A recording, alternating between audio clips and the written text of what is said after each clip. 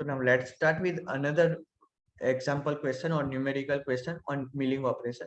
So before I start, let me give you a part of the torque versus arbor angle rotation. So this is how I have drawn this in the previous video, and I want to find the maximum. So we have found the maximum torque. Minimum torque was directly 0, but I want to find the average value. So there can be multiple approach to find the average value. The correct approach should be that M average I find using the area of undercurve. So that comes using integration formula to find the area undercurve upon the total length.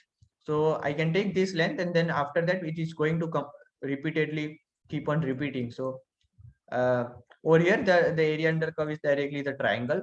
So I would directly use the half base into height. And I've got M average. I can also use another formula or a very crude approximation, which will be M average, which is minimum plus maximum divided by 2. So that will also give me a very crude approximation actually. But over here, it is a triangular wave. So it is going to be a good approximation for us. This is 0 plus 2 divided by 2, that means 2 by 2, that is 1. That is very close to M average we have got by the area under curve approach. And there is one more approach which will be M average is equal to half into beta into M maximum torque divided by 2 pi by the number of teeth. So that is the angle covered by single teeth. So let's start with the question itself directly. So we are given with alpha angle, number of teeth, D, the N, that is the rotational speed, F feed rate, D is the depth of cut, W is the width, tau S0. So some tau S0 is been given, that is some coefficient, it's equal to 420 Newton per mm square. And the modified tau S will be tau S0 into T1 average raised to minus 0.4. So why has been this introduced? This is because in the earlier video we have seen the size effect, and due to the size effect the power requirement was completely changing because of merchant solution to coming to the energy approach. So now we are going to handle that tau s value which was changing due to size effect by this equation which has been given in the question. The mu is given as 0.7 and we need to use Lee and Schaeffer's theory. So using mu, we'll get the value of lambda, and using Lee and Schaeffer's theory, we'll get the value of phi, because phi plus lambda minus alpha is equal to 45 degrees as per Lee and Schaeffer's theory. In the milling operation, we are given with beta is equal to sine, or sine beta is equal to 2 square root of d by d. So we have got the values of beta, that is the included angle, and this is 2 pi by psi. So we have got the value of that 2 pi by psi, that is the angle covered by single teeth. And over here we are getting an opposite way. Earlier in the earlier numerical we had beta which was less than 2 pi by psi. Now we have beta which is greater than 2 pi by z. So that will not change, but that is going to make not a large change, but now there will be multiple teeth in that beta angle. So if I had that surface like that, or let me check if I have the figure. So yes, I have that figure. This means that in the beta angle I'm going to have more than one teeth coming into picture at the same point. So the angle shows that there is a 6 degree of overlap. So during 6 degrees of machining or milling, I'm going to have two teeth coming into picture. So that will increase the torque required or the force which is applied on the teeth. So now we'll take into account those things and make a torque versus arbor angle rotation diagram also. So T1 max is again calculated using the formula given. Now T1 average is T1 max plus T mean by 2.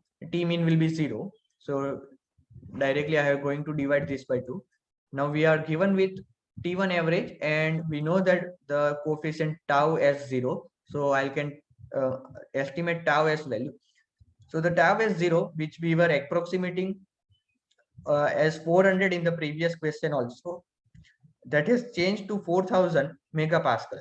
So this is a very large increase in the shear strength value when I'm going to a micro size or micro region, that is 3.57 micrometer.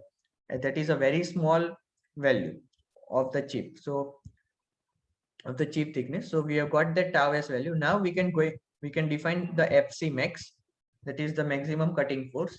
And over here we are going to use the T1 max, that is the only change, and tau s, which is modified tau s, and the maximum torque, which will be FC max into d by 2.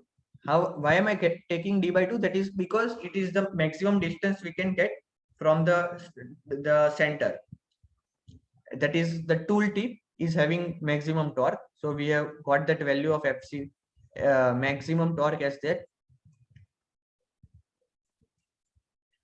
and the minimum torque can be calculated as 43 Newton meter. The average will be 150 Newton meter. That is coming directly by taking the summation and dividing it by 2. Now power average will be tau average into the rotation. So the power average is 5.52 kilowatts.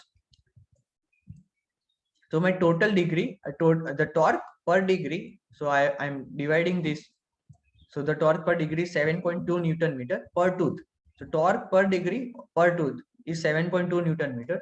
So for 42 degrees, that is in which my single tooth is coming into picture, that is 172 Newton meter. So how am I getting this maximum and minimum torque? I'm going to explain it right now. So this was the maximum torque which was coming for single tooth, but for some type of overlap, then that is of 6 degree, my maximum, there is an addition of the another tooth, and that leads to addition of extra moment which is required, or torque which is required to drive that cutter. So this is an increased value of max. So that is what I'm going to explain right now. So till 24 degrees, I'm going to have the maximum torque is 172. That is coming directly by 7.2 multiplied by 24. Now from 24 to 30, I'm going to have first tooth also, and the second tooth has already started, and that is covering 0 to 6 degrees of the second tooth. So this is an overlap. So how I'm going to find that value is 172 was single tooth for 24 degrees plus 6 degrees of the previous tooth, and 6 into the torque required for single degree plus the 6 degrees of the second tooth, and the multiplied is the torque required for single degree. So 6 degrees into the total torque for degree plus 6 degree. So I have, this is how I'm getting the maximum torque over here. And this is the diagram for averages. So let's look at this. So I have, since they are average, I have divided beta into beta by 2 and T1 max is, to T1 average. So now I'm going to estimate the value of FT. So we were directly using that FC value and the trigonometric relation that FC is equal to FT into, or FT is equal to FC into 10 of lambda minus alpha. But over here the angles are different because we are working with averages. So the formula will change. So we'll have the FC average value, and from FC average value we'll estimate the FT average, which is given by this. So FT average has been estimated, and the horizontal average. So F horizontal average will come from this. So the horizontal average will be FC cos beta by 2 plus FT sin beta by 2. So that's what I have done over here, FT cos beta by 2. So F horizontal average is this, and F vertical average is again FT cos beta by 2 minus FC sin beta by 2. So I have done that also. But remember to use the average values for FC and FT. So we have got everything. We have got the power also, which I have got earlier. That was 5.52 kilowatt.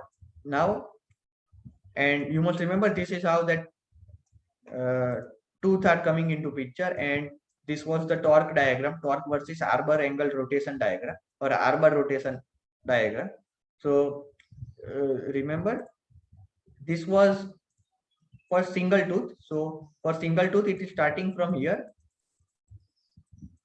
Sorry, let me directly use a straight line.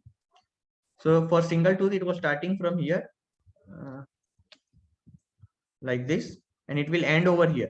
But after some point of time, I'm getting another tooth. So this is not going to help. Like so this was for single tooth, but after some angles, so after 24 degrees to 30 degrees, there is an overlap. So over here, another tooth is coming into picture. So that is because it is going to start from here itself. So this is not the correct thing, because the second tooth is starting, it is starting from here itself, and this is how the second tooth will be. But this part is being added to the previous tooth. So this was the previous tooth. So this will be added and the slope has increased. So this is the increase in slope. So the final curve will be something like this. So this is a straight line. And then there is an increase in slope because of that another tooth which comes into picture. Then I'm going to decrease. So now it is not going to go to 0, but because the second tooth had already started working 6 degrees before. So now it is going to start working from here itself, but this is not going to complete it. So its journey stops over here. Then there is an increase in the slope. Then we again fall back. Then there is again increase. So that's how the torque diagram is made. And let's move ahead. So now we'll compare it with the specific energy approach. So we have UC is equal to U naught T1 average raised to minus 0.4. We have the value as 1.4 for mild steel. So UC value is 1.33, taking into account the T1 average. Now the material removal rate is speed into depth of cut into width of cut. So that is been estimated like 312.5 mm per second.